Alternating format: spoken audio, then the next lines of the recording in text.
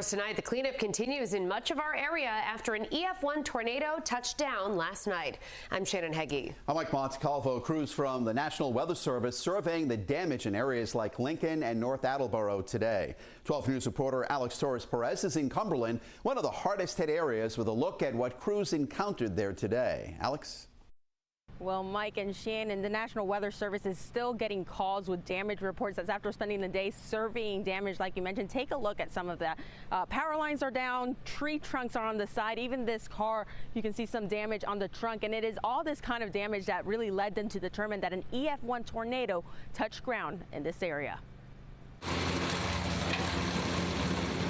Cleanup efforts are underway after an EF1 tornado knocked down power lines, flipped this gazebo, and snapped trees like twigs across roads and yards in northeastern Rhode Island and North Attleboro.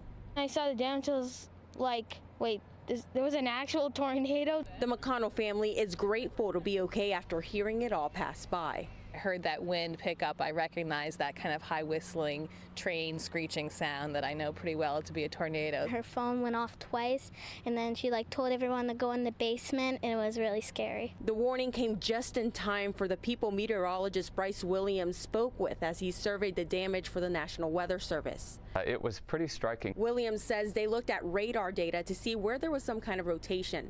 The uprooted trees and snapped off trunks in those areas told him winds were anywhere from 80 to 100 miles per hour. But to determine if there was an actual tornado, they had to focus on how the trees fell. If we see trees that are laid in all different directions or in a circular pattern, or convergent pattern we call it, that oftentimes will signify a tornado, and that's what we saw a lot today. Williams says they got dozens of damage reports but no injuries, something everyone is grateful for. Damage has happened, but everyone is okay, which is the most important. Bryce told me that when he does go and survey damage, that people always tell him that, they never expected this kind of damage where they live. That's why he's warning people that we are in the middle of severe weather season and that tornadoes in our area aren't that unlikely. So make sure you're prepared, you have a plan, and you take those warnings seriously. Reporting in Cumberland, I'm Alex Torres-Perez, 12 News.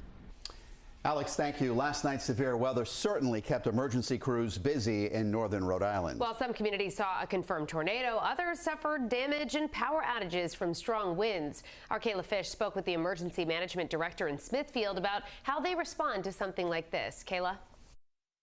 Even before severe weather hits, emergency management officials are busy preparing, making sure police, fire, and more are ready to respond.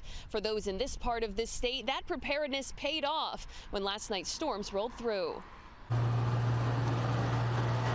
Scenes like this one in Cumberland playing out throughout northern Rhode Island, where the National Weather Service says an EF1 tornado tore through Wednesday night, beginning in Lincoln and eventually ending 5 miles away in North Attleboro. What we really want to do is we want to determine what's really happening in Smithfield and how bad is bad.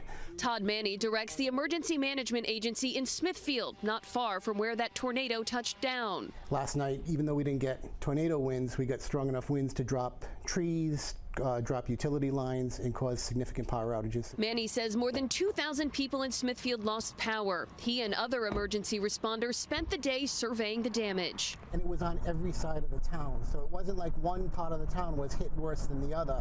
The damage was, it was such a massive storm last night, such a big storm. During severe weather, he says they get a lot of calls all at once, so they have to prioritize which to respond to first, like Route 7, where trees and power lines were blocking the busy road. I mean, these are pretty substantial trees, and if you notice, all of these trees, they're all live, healthy trees. They're not dead trees or anything like that, which really goes to show how strong the wind really was. When you say tornado warning, we're not exempt anymore. Manny says he hopes people take warnings seriously. That requires a reaction. That requires people to do something. Take safe shelter. Manny says he expects the National Weather Service and Rhode Island Emergency Management Agency officials to come to Smithfield tomorrow as they continue surveying the storm damage. In Smithfield, I'm Kayla Fish, 12 News.